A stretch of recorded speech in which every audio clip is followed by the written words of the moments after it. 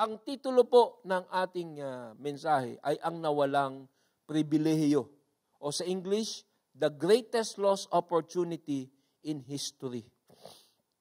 5 punto po ang aking ididiskusyon sa inyo. Una, ang dakilang oportunidad. Pangalawa, ang katrayduran. Pangatlo, ang sariling hatol. Pang-apat, ang natupad na propesiya. At ang panlima, ang ani ng hatol. Doon po sa verse 33, ang kauna-unahan nating talata. Ang dakilang oportunidad. Dito sinasabi na may isang tao nagtanim ng ubas, inihanda ang ubasan at ipinagkatiwala sa mga tauhan. Gumawa siya ng pisaan ng ubas. Binakuran.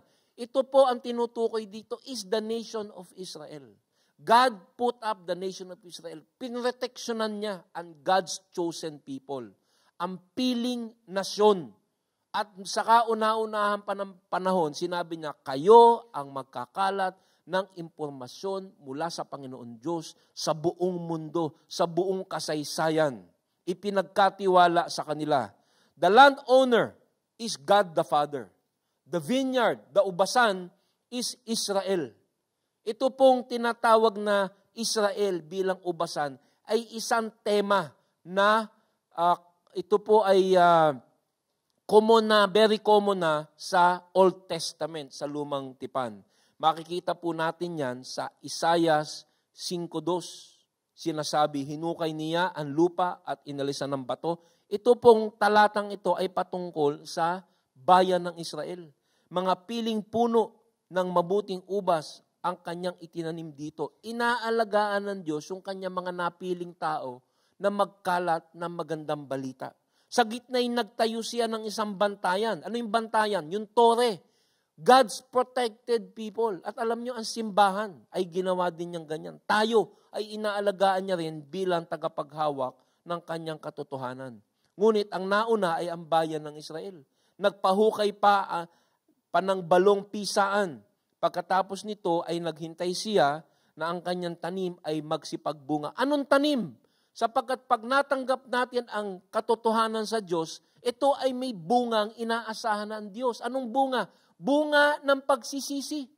Ikaw, ilang taon na ba tayo sa Mateo? Tiningnan ko kaninang umaga yung aking computer. Ang kauna-unahang mensahe natin sa Mateo, Matthew 1, ay October 2011. 3 taon na po tayo sa Mateo. May bunga na ba? Ang napag-aralan nating buhay ng Panginoong Hesus, may pagbabago ba yung buhay mula noong 2011? O tuyot pa rin? Ang sabi dito, inaasahan ng Diyos na pag naririnig ng kanyang mga tao ang kanyang katotohanan, ito ay magbubunga. Ano nangyari sa Israel? Dito sa propesiya sa Isaiah. Naghintay siya na ang kanyang tanim ay magsipagbunga. Ngunit, bakit ang kanyang napitas ay maasim ang lasa? Hindi ubas ang naging bunga ng Israel, kundi maasim na duhat. Ito po ating pinag-uusapan, 3 ang sapul. National, ecclesiastical, personal. National, ibig sabihin, national Israel. Ecclesiastical, meaning tayong kanyang simbahan na pinagpasahan ng impormasyon. Nawala kasi Israel, makikita nyo mamaya, inalis sa kanila yung pribilehiyo. Kanino inilipat? Sa atin. No? At ang dapat magkaroon ng bunga ay ang personal na tayong mga Kristiyano. Ngunit, iba ang nagiging bunga. Dito po, nalihis ang mga pari. So, yung mga katiwala ay yung tinatawag na mga priest, yung mga Pharisee. Isang napakalaking pribilehiyo po at napakalaking responsibilidad ang inaasahan ng Panginoon sa napaglaanan ng katotohanan ng Biblia. At yun ay ang Israel at tayo. Sabi sa Roma 3, kung gayon, paanong nakalalamang ang Hudyo sa hindi Hudyo? Anong advantage ng isang Hudyo sa hindi Hudyo? Ano ang kabuluhan ng pagiging tuli, meaning a Jew? circumcised. Napakarami. Una sa lahat, ang mga Hudyo ang pinagkatiwalaan ng mga mensahe ng Diyos. Kaya makikita po natin dito, tuwing linggo nandito kayo. Nakikinig. Alam mo yan? Ubasan to. Ubasan. Hindi ubusan ha. Ubasan. Tinatanggap mo yung binhi. At sabi ni Lord, psst, nasaan ang bunga? Maasim ba o matamis? Dito ko po nakikita na meron palang responsibilidad ang nakakatanggap ng katotohanan na dapat mamunga. Bakit? Pag hindi ka namunga, ibig sabihin parang ikaw yung lupa, yung the parable of the soil. Napunlaan, walang tumubo. Ano ibig sabihin? Walang buhay espiritual. Nandiyan pa po ba tayo? Matindi po. Ito na naman yung isang mensaheng tinatawag kong mertiolate sermon. Bakit? Mahapdi. Pero okay lang yung mahapdi kasi diyan tayo tumutubo. Hindi po ba? Walang aalis. Walang aalis. Asher, isara ang pinto. Okay? Kasi ito po, these are judgment parables. Either tutubo ka dito o mananatili kang tuyot. Ako gusto ko yung mga gantong sermon kasi ito nagpapalago sa tunay na Kristiyano. So yung una ay ang dakilang oportunidad dito sa talinhagang ating pinag-aaralan. Ang pangalawa, makikita natin ang katrayduran. Ang katrayduran. Nang dumating ang panahon ng pitasan, so pinagkatiwala sa bayan ng Israel. Ang katotohanan, ang ubas ng katotohanan. Nang dumating ang panahon ng pitasan, kasi pinroteksyonan sila. Ang bayan ng Israel ay biniyayaan. They were blessed just like the church. God prepared you. Ikaw ay pinili niya. Alagaan ka niya, dinala ka niya sa CCF. May nag-evangelize sa iyo para pasahan ng katotohanan. Pero may inaasahan siyang prutas. Nang dumating ang panahon ng pitasan,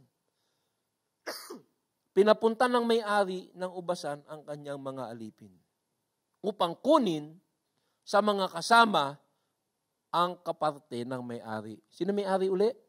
God the Father. Sino yung mga alipin na pinapunta? These are the prophets. These are the pastors. This is Pastor E.J. sasabihin, Nay, di ba ang tagal mo nang nakikinig? Nasaan ang prutas? Dapat nakikita ko na sa buhay mo yung naririnig mo. Kasi ikaw pinrepair ka ni Lord. Dinala ka niya, hindi ko alam kung paano niya inayos ang buhay mo. Ika'y taga Las Piñas o taga Parañaque, meron CCF doon, dinala ka niya, inalagaan ka niya para makapakinig ka ng salita ng Diyos. Sabi ni Lord, pinadala ko, nasaan na yung prutas? Nasa yung parte ni Lord sa buhay mo. Sapagkat ang Panginoon ay nag-invest sa buhay mo. Nandiyan pa po ba tayo? God expects. At tinatanong ngayon ng Panginoon, itong Israel, nasaan na? Ano ang ginawa ng Israel sa mga alipin ng Diyos na naghanap ng tunay na bunga? Fruit of repentance. Ano ba yung bunga? Ano ba yung bungang hinahanap ni Lord? Simple lang po ito. Itong mensahe, akala mo, napaka-complicated because it's a prophetic, messianic parable. Pero sisimplehan ko po sa inyo to. Simple lang. Ano yung prutas na hinahanap? Pagsisisi. Fruit of righteousness. Yung bunga sa buhay mo. Alam ko, walang perfecto dito. Meron po ba dito perfectong banal na? Pulsuhan mo yung katabi mo pag nagtaas ng kamay na sinasabi niya perfecto na. Patay na yan. Kasi mape-perfecto ka lang pag patay ka na. Mababanal ka ng ganap. Walang ganap sa atin, pero tayo ay nababanal unti-unti, may prutas kahit papano, kahit maliit. Ngunit, na-question ang mga Israelita sapagkat wala silang bunga. Itong mga Pharisee na pinalis ng Panginoon, ang bunga nila ay pinagkakitaan nila ang templo. Hindi ba kaya pinalis ni Lord yan Imbis na pamunuan nila ang bayan ng Israel, ang ginawa nila, nagbebenta sila ng mga hayop, naging money changer sila, at ang religion ay naging business. Hindi po nalalayo sa maraming simbahan ngayon. Imbis na magbunga ng katotohanan at katuwiran, naging pansarili ang relihiyon. Kaya karamihan, makikita natin dito, ng pinadadala ng Panginoon ng mga tunay na mga pastor at pari, pag natanong, nasaan ang bunga ng buhay mo? Nagagalit. Bakit? Sapagat ang gusto ng tao ay relihiyon na hinahayaan ang kasalanan. Religion na pinapabayaan na meron ding kasalanan. Religion na ritual. Yan ang ginawa ng mga pamunuan ng Israel. Kaya anong ginawa? Sinunggaban ng mga kasama ang mga alipin. Binugbog nila ang isa, pinatay ang ikalawa, at binato naman ang ikatlo. Ipapaliwanag ko po sa inyo. Simple lang to, parang komplikado ngunit simple. Ang katotohanang ibinigay ng Panginoon sa mundo ay ang kabayaran ng kasalanan ay kamatayan. Ngunit, pag ikaw ay nagsisi at ikaw ay tumanggap sa Panginoong Hesus na bilang iyong tagapagligtas, ikaw ay maliligtas. Ngunit, may mga tao, ang gusto nila ay relihiyon na hindi magsisisi. They want their sin and their religion at the same time. At maraming mga pastor, pari at mga namumuno na tulad ng mga Hudyo na magsusupply sa iyo. Gusto mo ng religion na ritual lamang? Kaya sinabi, pag nagkasala ka, okay ka lang magkasala. Basta ikaw ay magsimba ng 5 times a week. Okay, magdasal ka ng 10 Jollibee to the Father 10 times. Maglakad ka ng paluhod, tapos mag-donate ka sa simbahan, okay ka na kahit nagkakasala ka. Kaya ang ginawa nila ay religion na maritual at hindi nagsisisi. Yung gustong bunga ng Panginoon ay bunga ng pagsisisi. Hindi religion na maritual. Kaya maraming religion ngayon na pinakamalalaki dito sa Pilipinas, puro ritual, pero walang tunay na bunga na hinahanap ng Panginoon ng pagsisisi. At pag sinabi mong mali ang religion na yan, ang tunay na relihiyon na hinahanap ng Panginoon ay yung pagbabago ng iyong sarili, pagsuko na iyong kasalanan at pagbabago ng buhay, ikinakagalit ng iba.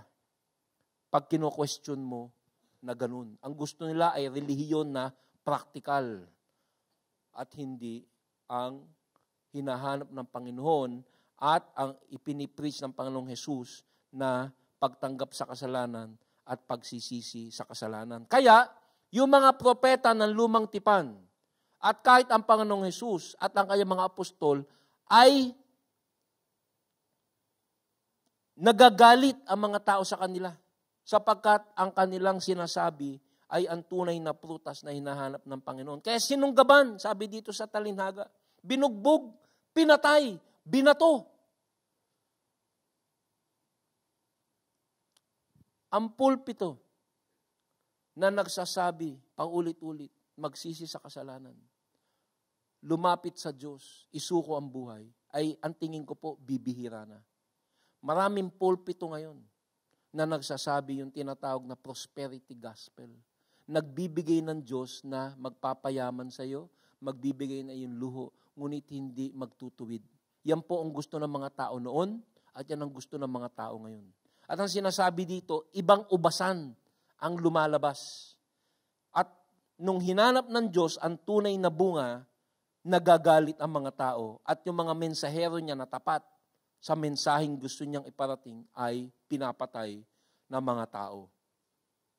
Pinapunta uli ng may-ari ang maraming alipin, ngunit gayon din ang ginawa ng mga kasama sa mga ito.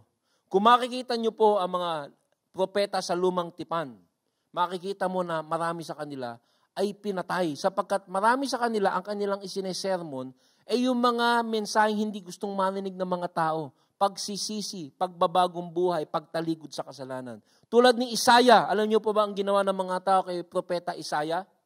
Nilagari sa gitna, hinati sa dalawa. Si Jeremiah, na ganun din, repent, yan ang mga sermon nila, siya itinapon sa putikan. At pagkatapos ay pinagbabato hanggang mamatay. Si Ezekiel ay ganun din ang ginawa. Si Elijah at si Amos, hinabol ng mga tao at pinatay. Si Micah, na isa ring propeta na ganyan din ang sinasabi, pagsisisi. Yung pong kanyang muka ay kanilang dinurog ng bato. At si Sakaraya, pinatay sa simbahan mismo ng mga tao. Bakit? Ang mensahe niya, ay pareho. Magsisi sa kasalanan, magbagong buhay. At naniniwala po ako na kahit ngayon, ang mga tao, hindi yan ang gusto marinig. Kaya yung pinakamalalaking simbahan, nakikita ko sa TV, ang malalaking pulpito na pinakikinggan ay hindi pa tungkol sa pagsisisi, kundi sa pagyaman. Ang ipinipreach doon ay ang Diyos na makapagbibigay ng luho, pero hindi masyadong nagsasalita patungkol sa kasalanan. Hell is not mentioned, sin is not mentioned. Pero ang tunay na Kristiyano, ang gusto niyan, siya'y tinutuwid. Kaya naniniwala ako, marami dito sa 3 o'clock Tagalog service ay tunay na Kristiyano. May nagsabi po sa akin, isa sa mga miyembro ng D-group ng misis ko, alam mo, sa 3 o'clock Tagalog service, kung di ka tunay na Kristiyano, hindi ka tatagal. Kasi laging sinasabi ng pastor, magsisi sa kasalanan. So either magsisi ka sa kasalanan mo, o umalis ka. Hindi mo matatagalan para kang sinisilaban.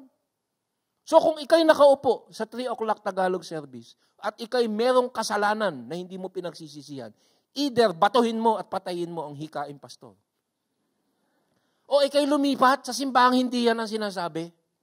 Lumipat ka sa simbahan na hindi tutukuyan ang iyong kasalanan, ngunit sasabihin, magdasal ka na lang ng 5 times a day at mag-donate ka na lang sa simbahan at magsimba ka ng 3 times a week. Okay ka na. Hindi na natin tutukuyin yung iyong kasalanan. Sapagkat ang mga mensahero ng Diyos na ganyan ang sinasabi, kahit si Jesus, ba't ba pinatay si Jesus? Bakit po ipinako? Sapagkat walang ginawa si Jesus kundi tukuyin ang mga dapat baguhin ng mga tao nung kanyang panahon. Kaya nga pagkatapos po nitong sermon sa araw na ito, merong 8 tinatawag na, kasi ito yung 3 judgment parables, ang susunod, 8 woe sermons, yung woe to you scribes and Pharisees, hypocrites, yung batikos ng Panginoon sa mga tao para sila yung magbago, ay ganun na lang. That is a Wednesday and a Thursday. By Friday, pinatay na si Lord. Why? Kasi sinasabi niya, magbago tayo. Baguhin niyo ang inyong kasalanan. Wala sa akin yung religion. Wala sa akin yung ritual. Ang gusto ko, batikusin mo yung puso mo. Anong ginagawa mo sa buhay mo? Tinalikuran mo ba ang kalaswaan? Tinalikuran mo ba ang galit? Tinalikuran mo ba ang mga bagay na alam mong mali? Yan ang bunga na aking hinahanap. Hindi yung pagkarelihiyoso mo. Hindi yung dalas mo sa simbahan. Hindi yung tithing mo. Hindi yung usher ka, teacher ka, pastor ka. Pag ang buhay mo ay madumi, wala kang bunga. Anong ginawa nila kay Jesus? Imbis na magbago, pinatay. Anong ginawa sa mga propeta, sa mga aliping ipinadala? Imbis na makinig at magbago, pinatay. Tayo po ay 3 taon na sa Mateo. Sabi ko sa mga pastor, kay Doc Rico at saka kay Pastor George, 3 years in Matthew. Kung ating bibigyan ng summary kung ano ba ang laging sinasabi ng Panginoon doon sa kanyang 3 taon na ministeryo, ano yun? Summary. Repent. Di ba? Yan ang sabi ni Lord nung unang mag-sermon siya Repent, magsisi sa kasalanan. Ang Kristiyano habang lumalago, ang pagsisisi ay dumadalas, ang kasalanan ay nawawala. Pero ang pagsisisi ay mas dumadalas. Yan po ang prutas na hinahanap ng Panginoon. Ngunit, ang mga tao na relihiyoso ayaw magsisi. Gusto ay kasalanan at relihiyon. At yan ang paboritong rekado ng demonyo. Relihiyon. Hindi sinasabi ng diablo, huwag ka magsimba. Sinasabi niya, magsimba ka, pero paghaluin mo ang pagkarelihiyoso mo at ang pagiging makasalanan mong tago. Kaya ang Panginoon sinasabi, ang prutas ng tunay relihiyon ay pagsisisi. At dito, throughout history, pag ganyan ang mensahe, pinapatay ang mga pastor. Sana hindi ako mapatay. Mamaya, ako'y tatakas ng mabilis. Huwag niyo akong papatayin, sapagkat ako yung mensahero lamang. So ito po ang buod ng itong talinhagang ito. Sa huling mga sandali ng Panginoon, sinasabi niya, you don't like my message. Verse 37. Sa kahuli-hulihan, pinapunta niya ang kanyang anak na lalaki. Sino yun? Sino to sa talinhaga? Who is this? Jesus Christ. This is Jesus Christ. Hindi iginalang ang mga propeta with the message of pagsisisi o repentance. Kaya ang pinadala niya, kahuli-hulihan, His Son, the Lord Jesus Christ. At ang sabi ng Diyos Ama, igagalang nila ang aking anak. Wika niya sa kanyang sarili. The final emissary. Ngunit nang makita ng mga kasama ang anak, sila'y nag-usap-usap. Anong sinabi? Naku, pinadala na nung may-ari yung anak, makinig na tayo. Yung ba ang sinabi? Hindi. Ito ang tagapagmana. This is the heir. Halika kayo, patayin natin. Nang mapa sa atin ang kanyang mamanahin. Kanino ba sinasabi ni Jesus itong talinhagang ito? Sa mga taong pinagkatiwalaan ng mensahe ng Diyos. The religious leaders. The Israelites. Alam nyo, ang religion ay nakakapagpabago at nakaliligtas. Pero ang religion, pwede rin pagkaperahan. Hello? Pag ang isang pastor, ang isang Kristiyano ay hindi nakinig sa mensahe, pwede niyang pagkaperahan. Kaya ngayon, madaming mayaman na mensahero, pero ang mensahe iba. Nandiyan pa po ba kayo? Makikita mo, mas malaki ang nagsisermon ng mali, mga kulto, kaysa nagsisermon ng tama. Ito po ang nangyayari. Ito po ang babala ng Panginoon. Bakit? Sapagkat ang mga tao ayaw magsisi. Ngunit, ang mga mensahero noon, yung mga Israelita, imbis na ituro ang tama, ang kanilang ginawa, pinagkakitaan ang mensahe na kinakailangan ng mga tao. Imbis na tagapagligtas ang kanilang ituro, pera o posisyon ang kanilang gustong makuha. Ngayon, ang sabi dito, patayin natin nang mapa sa atin ang kanyang mamanahin. Kasi po ang batas noon, nung unang panahon, kung sino ang katiwala sa isang lupain at namatay ang may-ari, yung katiwala ang magmamana nung lupain. Sa isang simbahan, pag ang pastor ay false teacher, makikita mo ang daming false teacher, mayaman. Sa Amerika, buksan mo lang ang TV mo. Ipadala mo lang ang iyong seed money sa akin. At pinapangako ko sa iyo na ikay gagaling, yung ibibigay sa iyo ni Lord, yung gusto mong prayer request. Nakita niyo po ba sa TV yan? Yung misis ko, minsan sinisita ako, sinasabi niya, "Hoy, ba't mo pinapanood yung mga false teachers?" Sabi ko, pinag-aaralan ko sila. Yung kanilang style. So makikita mo na itong talinhagang sinasabi ng Panginoon ay totoo. Yung mga tagahawak ng katotohanan, imbis na sila mismo ay magsisi, ginamit nila sa pansariling adhikain. Sabi dito sa Juan 11, makikita natin dito, na kung saan nakita ng mga Israelita, ng mga Jewish leaders, na tunay na may kapangyarihan si Jesus, ngunit imbis na maniwala sila, kanilang itinakwil ang Panginoong Jesus at hindi nila pinaniwalaan. Sabi dito sa Juan 11, may ilan sa kanila na pumunta sa mga Pariseo at ibinalita ang ginagawa ni Jesus. Yung ginagawa ni Jesus, undeniable, very powerful. Kaya tinipon ng mga punong pari at mga Pariseo ang mga kagawan ng Sanhedrin. Kanilang sinabi, ano ang gagawin natin? Gumagawa ng maraming himala ang taong ito. Kung siya'y pababayaan natin, magpapatuloy sa kanyang mga ginagawa. Maniniwala sa kanya ang lahat. Paparito ang mga Romano at wawasakin ang templo at pahihirapan ng ating bansa. Kinakatakot nila na maniwala ang mga tao kay Jesus at mawala ang kanilang posisyon. So makikita mo dito na ang katotohanan, either baguhin ka o tulad ng ginawa sa mga leader, naging ganid sila at hindi nila itinuro yung tama. Kanino ibinigay ang katotohanan? Sa mga Israelita upang ikalat sa buong mundo. Pero imbis na ikalat, ang ginawa nila, pinagkaperahan nila. So anong ginawa sa anak na nagsasabi ng katotohanan? Sinunggaban nila, inilabas sa ubasan, at pinatay. This is the Lord Jesus Christ. Ngayon, aplikasyon po muna tayo. Nasyonal, ang ginawa ng mga Israelita sa katotohanan ng Diyos, pinagkaperahan nila. Kaya mamaya makikita nyo, inalis sa kanila ang pribilehiyo. Kanino ibinigay? Sa atin. sa mga hentil, sa church. Ang tanong ko, ano ang ginagawa natin sa katotohanan, inalis sa mga Israelita at ipinasa sa simbahan? Ito ba ay atin din binabaliwala? Ito ba ay ginagamit din natin hindi para pagbaguhin natin sarili, kundi gawing relihiyon lamang? Ito po ang aking kinakatakot dito sa aking mensahe. Sapagkat yung mga ginawa ng mga Israelita na hindi nila pinahalagahan yung pribilehiyo, baka ginagawa din ng simbahan. Maybe we are just being religious.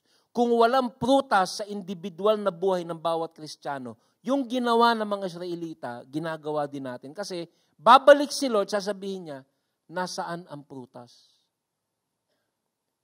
O siguro, ako na yung mensahero na sinasabi, kongregasyon, nasa na yung prutas? Merong nag-iisip sa inyo, patayin. Patayin. At ilabas sa ubasan si Pastor EJ. At masakit ang sinasabi. No, seryoso po. How is your life? How is your life? May fruit ba? Or are you being religious? Ano yung religious? Panglabas, religyoso. Pangloob, bulok. Makikita mo ang Panginoong Sus, galit na galit siya dyan. Ayaw niya yung religious ka, pero sa loob walang pagbabago. Anong tawag niya dyan? Hypocrite. Bawal po sa Muntinlupa yan. Bawal ang plastic. Ayaw niya yan. Simple lang po itong talinhaga. Parang napakalalim, pero simpleng-simple lang po. Pag natanggap ang katotohanan, dapat may bunga sa buhay. May bunga ba ang buhay mo? Hindi ko sinasabing perfecto ka. Pero dapat, you are holier now than last year. Mas may prutas ka ba nitong taon na to kaysa last year? O pareho pa rin? O mas nawala pa? Dati may 3 bubut. Ngayon wala na. Tangkay na lang, tuyot pa. O natatawa tayo dyan. Pero alam mo kung sino nakakaalam dyan? Yung mga kasama natin sa bahay, huwag kang titingin sa katabi mo.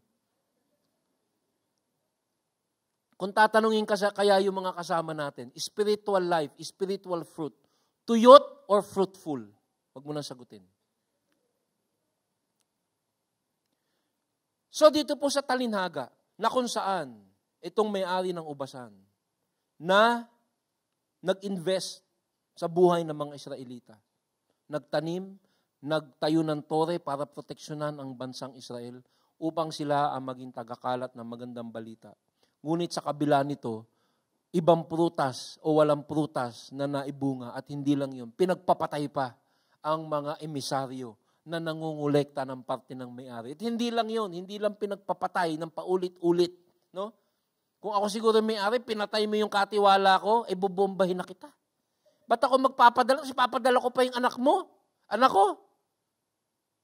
Ito nga sinasabi nila, parang overacting yung talinhaga. Nagpadala, siguro kung isa yung pinatay, dapat itinigil mo na, dapat pinagpapatay mo na yung mga katiwala. Ngunit ito po, isinasalarawan dito yung pasensya ni Lord sa atin. Ikaw, gaano katagal na tayong Kristiyano? Ilang taon ang paulit-ulit nating narinig ang katotohanan at ilang beses na rin tayong paulit-ulit na nagkakasala. Pero ang Panginoon, napakatiaga. Matiaga ba sa iyo si Lord? Yes. Buhay pa tayo. Ang kabayaran ng kasalanan ay, ikaw ba nagkakasala? Buhay ka pa ba? Alam mo kung bakit? God's patience. Mabait siya. Iniintay niya tayo na mamunga kahit napakabagal. Meron po kaming puno ng kalamansi doon sa aming bakuran. After 5 years, sabi ko, bunutin na yan. Itapon! Tuyot na, ang pangit na tingnan, wala pang bunga. Pero ang Panginoon hindi ganun. So dito po sa istorya, yung mga nakikinig, sabi nila, sobra naman yung may-ari. Sobrang bait naman yan. Abuso na. Isinasalarawan dito sa talinhaga ni Lord na siya ay matiyaga sa ating lahat. Kung sinasabi niyong sobra yung mga Israelita, huwag kang lumayo. Ito po ay may aplikasyon. Nasyonal, Israel, ecclesiastical, sa simbahan, at personal. Kasi kung paano sila noon, madalas ganun din po tayo. Paulit-ulit na ang daming investment ni Lord ng katotohanan at mga disiplina sa buhay, hindi tayo namumunga. Tama po ba mali? Kaya ito pong mga Israelita, sa pangatlong punto, makikita natin ang sariling hatol. Kaya tinanong sila ng Panginoong Jesus, pagbalik ng may-ari ng ubasan, ano kaya ang gagawin niya sa mga kasamang iyon? So tinanong sila, ano kayang gagawin? Hindi pa nila alam na sila yung pinatutukuyan ng Panginoon. At yung sagot nila, ipinapakita nila yung kanilang katuwiran. Aba, sobra na yung, ito yung sagot nila kay Jesus. Aba, sobra na yan. Dapat yan ay patayin. Sobrang pang-aabuso ang ito yung sagot ng mga Pariseo kay Jesus. Dapat, sabi sa verse 41, sumagot sila, lilipulin niya ang mga buhong. Ang ganda ng salitang buhong, ano? Narinig niyo naman yung salitang yan. Sino dito taga Bulacan? Yung salita ng mga taga Bulacan, ano eh? Very distinctive. Mga buhong! Ay, sorry. Naubutol. Mga buhong! Buhong. Ano ba yung buhong? Sobrang bait sa iyo ni Lord. Tinuturuan ka, paulit-ulit, pinatay mo pa yung mga emisaryo. Sino ba yung mga buhong na yan? Tayo po yan. Okay, when you hear God's truth and you ignore, you're the buhong. Sabi mo sa katabi mo, isa kang buhong, wag mo sabihin. Masamang salita yan. Sabi niya, sabi ng mga Pariseo, hindi nila alam sila yung tinutukoy. Ano? Kasi yung katotohanan, hindi nila tinanggap, hindi nila ina-apply sa buhay nila. Lilipulin niya mga buhong na iyan at paaalagaan ng ubasan sa ibang kasama. Tatanggalin ang pribilehiyo. Hindi na kayo ang simbahan, hindi na kayo ang aking nation. Paaalagaan ng ubasan sa ibang kasama, aalisin sa kanila ang katotohanan na magbibigay sa kanya ng kaparte sa panahon ng pamamaligtas. They don't deserve the truth. They don't deserve the truth. Hindi nila alam, yung sagot nila sa patungkol na tanong ni Jesus ay ang hatol na mabibigay sa kanila. Now, this verse 41, is a prophetic verse. Isang paghukom na kanilang sinabi na maa-apply sa buhay nila. Bakit? Tama. Lilipulin niya sapagkat ang blessing nawala sa bayan ng Israel. Ano? By the end of the week, napunit ang templo, yung kurtina ng templo, at nawala na ang templo. At inilipat na ang pribilehiyo na ang prutas ng katotohanan na ikakalat dapat sa buong mundo, na dapat ay trabaho, pribilehiyo ng katiwalang Israel ay inilipat na kanino? Kanino na po ibinigay ang katotohanan upang ikalat sa ubasan sa buong mundo? Sino? Tingnan mo yung katabi mo. Sa kanya binigay. It's the church. Sabi, dapat ay lipulin at paalagaan ng ubasan sa ibang kasama. You know who that ibang kasama is? That's you and me, the Gentiles. This is the interregnum. Sapagkat nung umalis si Jesus, in the first advent, that vineyard was removed from the Israelites and given to the church of God, CCF, and all the evangelical churches. Kaya nga po, this is a mertiolate sermon. Kasi ang tanong ko, ano ang ating trato sa ubasan na inalis ang pagiging katiwala sa Israel at inilipat sa iyo at sa akin? What are we doing? Tayo ba namumunga una sa ating buhay at ating mang ikinakalat sa ibang tao ang katotohanang nakaliligtas na sana narinig ni Robin Williams? Mahal na mahal ko yung taong yun eh. Kasi ito yung panonoodin ko yung kanyang pelikula, natatawa ako, nagagalak ako eh. Good morning, Vietnam! Nagpakamatay. Ngayon nasa impyerno, Brother Ryan. Because the truth did not reach him. Sinong kamag-anak natin, sinong mahal natin sa buhay, ang hindi nakakatanggap ng katotohanan? That is the fruit that God is looking for. Kaya ang sagot nila, dapat alisin sa kanila. At inalis nga sa Israel. Ikaw, tatanungin kita, ano kayang dapat gawin ni Lord sa simbahan, sa Kristiyano, na nakatanggap na ng katotohanan na kaligtasan, ngunit hindi niya isinasabuhay, na panglabas lamang ang reliyon, anong dapat niyang gawin sa atin? Di ba dapat ganun din ang sagot natin? Sa mga buhong! Buhong po tayo. Tama buhong Ako yun Sabi, EJ, buhong ka. Pag natanggap mo yung katotohanan, tapos hindi mo sinabuhay, if you are a plastic. Nandiyan pa po ba tayo? Babalik kayo next week, Baka hindi na kayo bumalik next week, Huwag niyo akong papatayin mamaya, Alam niyo, ang buhay ng Kristiyano, dapat siyang kinakalkal, pinatatamaan. Diyan tayo lalago. Di ba yung, sino dito may gardening 101 nung high school? Paano tutubo? I-cultivate. Ito po, this is a cultivation message. Ginigising tayo. Dapat yung naririnig mo, ipinapamumuhay mo, kasi pag ikaw ay nagbunga, alam mong gagawin mo, gusto mo, ipasa sa iba.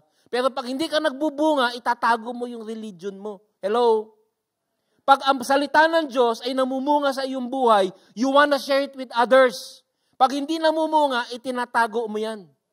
At maya-maya, religious ka and sinful all at the same time. Tawag doon dichotomy. At dyan nagwawagi ang kalaban. Walang prutas. Bubot.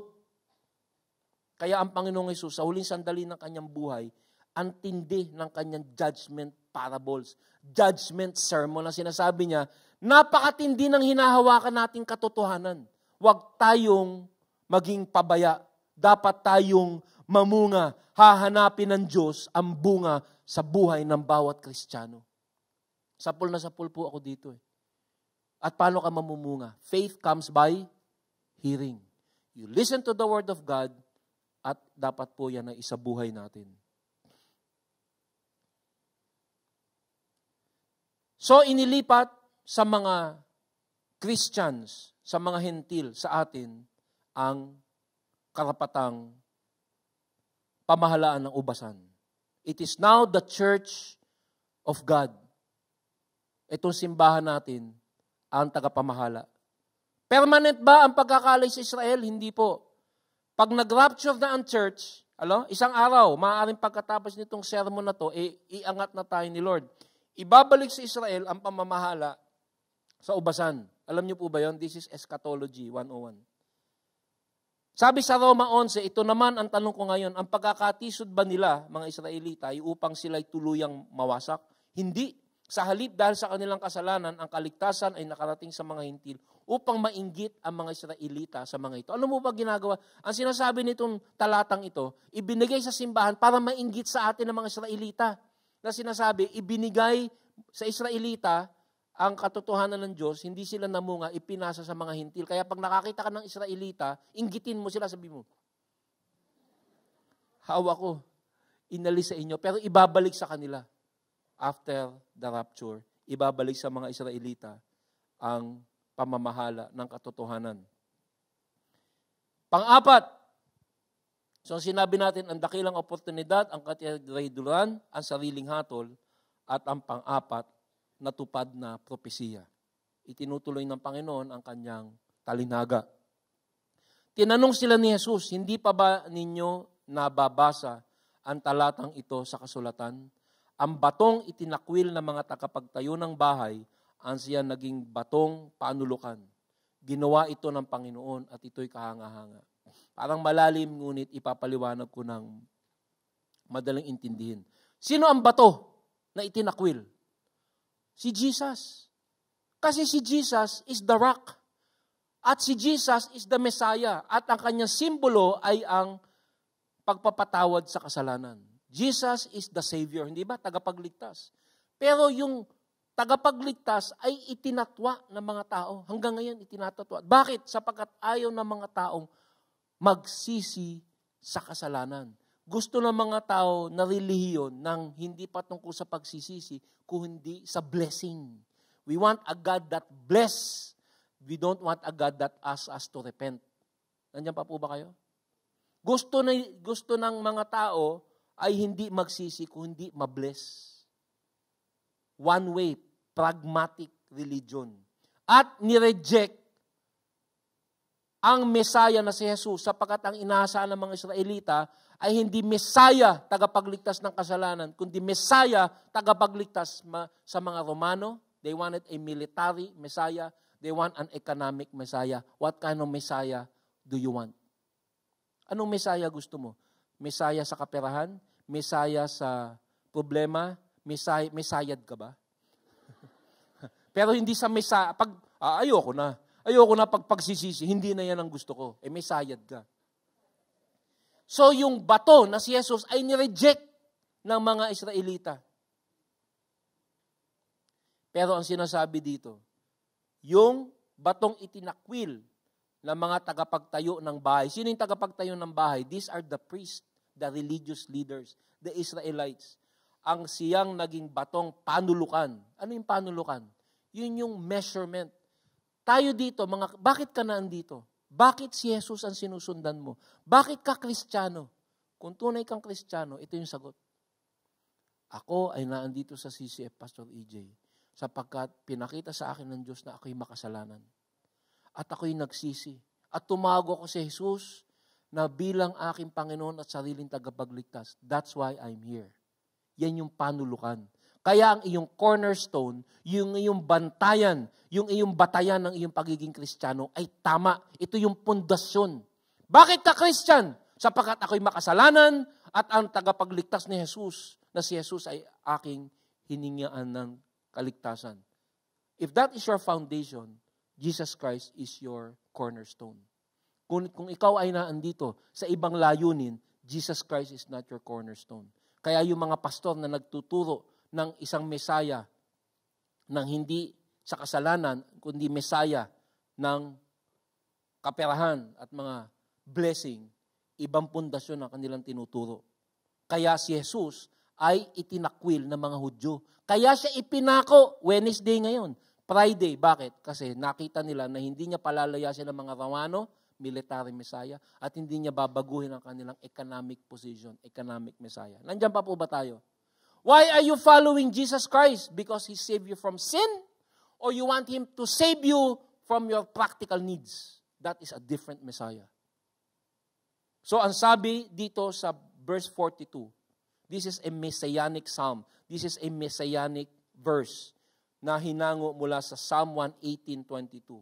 Ang batong itinakwil ng mga tagapagtayo ng bahay ang siyang naging batong panulukan. Sapagkat ang tunay mga mananampalataya, si Jesus ang batayan ng kanilang pagkakristyano sapagkat sila ay mga nagsisi sa kanilang kasalanan at ang bunga ng kanilang pagkakristyano ay ang fruit of repentance.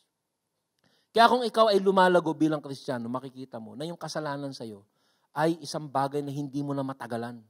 Maaaring nagkakasala ka pa rin ngayon, pero ang bunga na makikita mo sa buhay mo, hindi mo matagalan, nagko-confess ka agad. That is the fruit. Yan ang pruweba na si Jesus ang iyong panulukan. Ngunit, ang mga Israelita, itinakwil siya sapagkat hindi yan ang kanilang gusto. At ang natupad na propesiya ay makikita sa verse 43. Kaya nga sinasabi ko sa inyo, dahil hindi nyo ginawang panulukan ang kaligtasan mula sa kasalanan na dinala ni Jesus, hindi na kayo ang paghaharian ng Diyos. The kingdom will be taken away from you. Ito na po yung pag-aalis ng kaharian mula sa Israel at paglipat sa atin. Alam niyo po ba kung gaano katindi ang pribilehiyo na nahawak natin ngayon? Hindi na kayo ang paghaharian ng Diyos, kundi ang bansang maglilingkod sa Kanya ng tapat. I say to you, the kingdom of God will be taken from you and given to a nation bearing the fruits of it. Who is that new nation?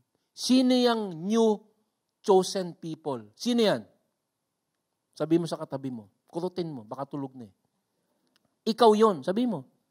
You are the chosen, new chosen people. Sabi nga ng Pepsi, the chosen generation. Tatandaan niyan? Yan po ay nasa unang Pedro 2:7-9. Kaya nga, mahalaga siya sa inyong mga sumasampalataya sa Kanya. Ngunit sa mga walang pananampalataya, matutupad ang nasa kasulatan. Ang batong itinakwil ng mga tagapagtayo ng bahay, ang siya naging batong pundasyon. For those who repented of their sin, Jesus Christ is our foundation. At batong katitisura ng mga tao, batong ikadadapa nila. For those who are in the church for other reason, you will trip, matitisod ka sa mensahe ng pagsisisi. Natisod sila sapagkat hindi sila sumunod sa salita ng Diyos. Ganoon ang nakatakda para sa kanila. Ngunit kayo ay isang lahing pinili. Grupo ng maharlikang pari. Isang bansang nakalaan sa Diyos. Bayang pag-aari ng Diyos upang magpahayag ng mga kahangahangang ginawa niya. Siya ang tumawag sa inyo mula sa kadiliman patungo sa kanyang kahangahangang kaliwanagan. Narinig mo na ba yung verse na yun? A lot of you have heard that verse. Pero hindi mo alam ang konteksto. You are a chosen generation, a royal priesthood, a holy nation. This is you. This is the church. This is the new vineyard, ang bagong ubasan. His own special people, that you may proclaim the praises of Him who called you out of darkness into His marvelous light. So kung ikaw ay isang Kristiyano na nagsisi sa iyong kasalanan at nagsisisi sa iyong kasalanan, you are bearing fruit of repentance and God will use you. You are the new vineyard. You are God's chosen people. You are God's chosen nation. At paglabas mo ng pintong yan, dahil kayo nagsisisi araw-araw, magyayakag ka. Yayakagin mo si Robin Williams. Yayakagin mo yung mga kamag-anak mo hindi Christian. Magbago ka na rin. That is the fruit. That is the vineyard that was removed from Israel. Nandiyan ka pa ba? Napakalalim po theologically ng pinag-uusapan natin. This is pure doctrine. Pero naiintindihan mo, alam mo kung bakit naiintindihan mo? Because this doctrine applies to you. This is you. You are the new nation. Inalis sa Israel. Pati protection po, inalis sa Israel. Alam niyo po ba, ngayon nakakagulo sa Israel, di ba? Sa Gaza. You know why? Protection has been removed from Israel. Kaya ang Israel, ang bayan ng Israel, throughout history, since Jesus Christ, nagugulo. The church is being protected so that we can spread the news. Sabi sa Isaiah 5:5, a messianic prophecy, a national prophetic prophecy. Kaya ganito ang gagawin ko sa aking ubasan. Ito yung Israel na hindi faithful. Puputulin ko ang mga halamang nakapaligid dito. Ano yung halaman? The hedges of protection will be cut down. Babala sa atin to. You are being protected now because hawak mo ang katotohanan. Pag binaliwala mo, the hedge of protection will be removed as well. Puputulin ko ang mga halamang nakapaligid dito at wawasakin ang mga bakod. Ito'y kakainin at sisirain ng mga hayop. This is Isaiah 5:5, and a few years later, Israel was invaded by Babylonia. Nandiyan pa po ba tayo? National, ecclesiastical, you and I, personal. This applies. God protect. If you are following God's will, kung ikaw ay nagsisisi at nagbubunga ng prutas ng pagsisisi, God will protect you. He will use you. Pero pag siya ay tinraidor mo, the protection will be removed. Napakatindi po ng ating mensahe ngayong araw na ito. Kaya siguro ako'y hinika ng ilang linggo. Ayaw ma-deliver ng kalaban. Ano? Pero napaka-critical. Ito ang plano. This is God's plan for mankind. Ito ang plano ng pagliligtas na nakasalalay sa ating ubasan. Pag hindi natin sinunod, mangyayari ang nangyari sa Israel. Sabi sa Roma 11, binigyan sila ng Diyos ng mapurol na diwa. God will remove wisdom. God will remove blessing. Ang mga matang hindi makakita at mga taingang hindi makarinig hanggang sa panahong ito. Ang sinabi rin ni David, maging bitag at patibong nawa ang kanilang pagpipista. Isang katitisuran at parusa sa kanila. Their religion will be a trap. Lumabo nawa ang kanilang mga mata nang hindi sila makakita at sila'y makuba sa hirap habang buhay.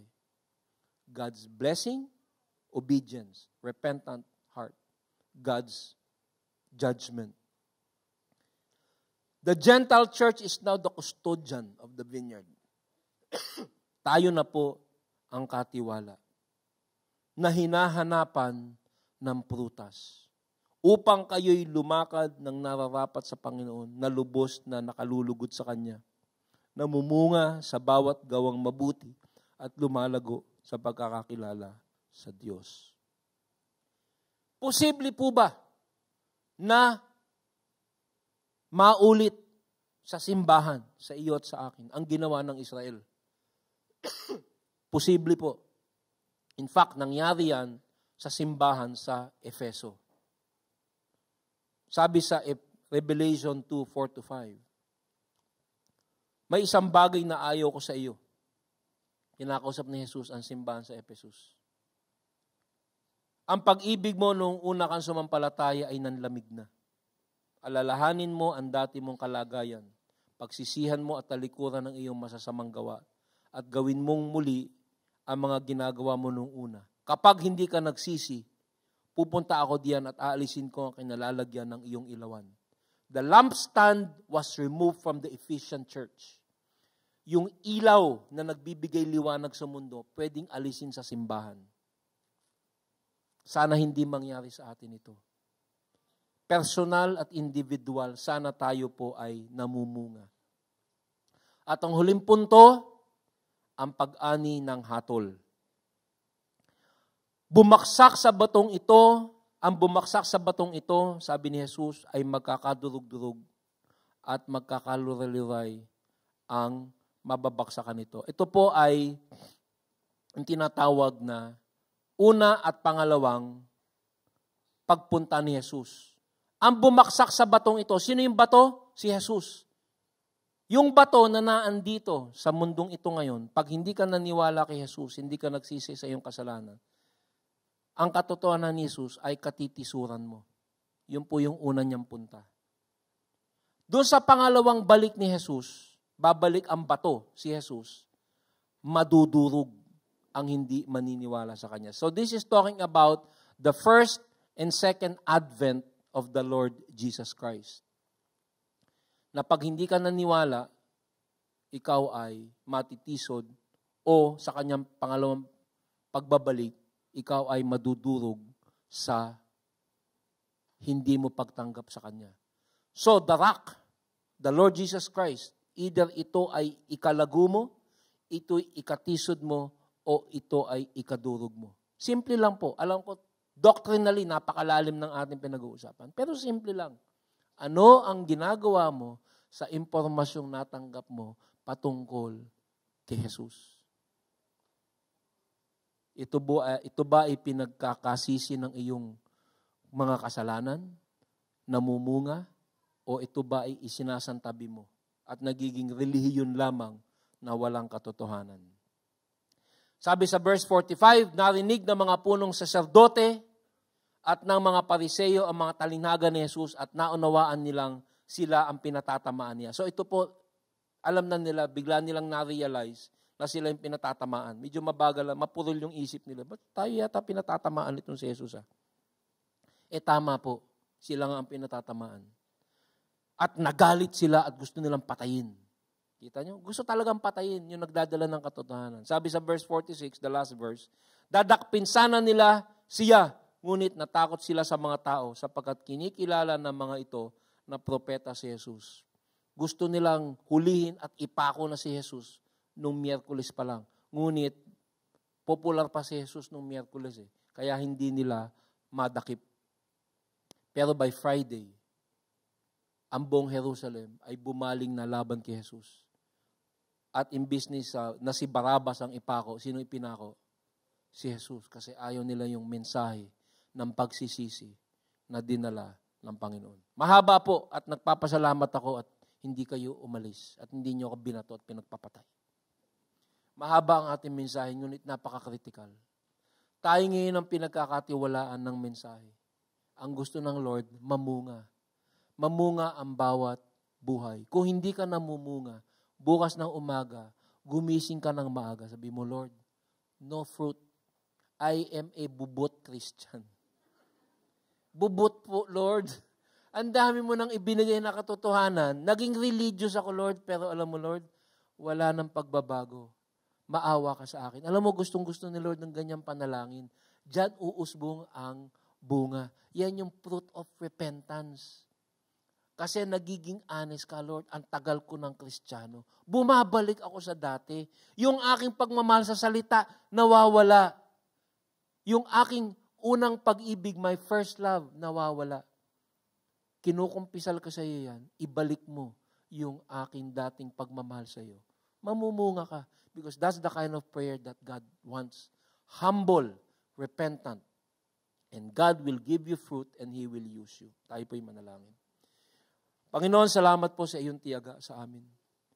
Tinitingnan po namin ang mga inalisan mo ng karapatang ikalat ang magandang balita ang mga Israelita.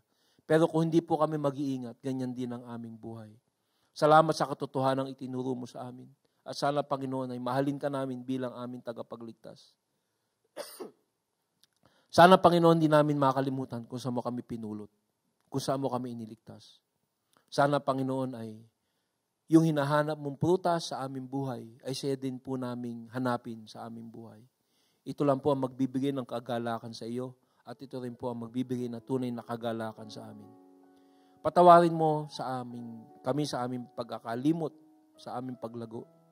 Salamat po sa mensaheng ito. Mahirap pong unawain, ngunit lahat ay naunawaan namin lahat ito sapagkat kami po ay mga tunay na Kristiyano. Alam namin ang aming pinanggalingan at alam namin ang aming dapat puntahan. Sana, Panginoon, ito'y manuot sa aming mga buhay at magkaroon po ng pamumunga sa bawat isa. Baguhin mo kami at gamitin upang ang iba ay maligtas rin. Ito po ang aming samot dalangin sa pangalan ni Jesus. Amen. Palakpakan po natin ang ating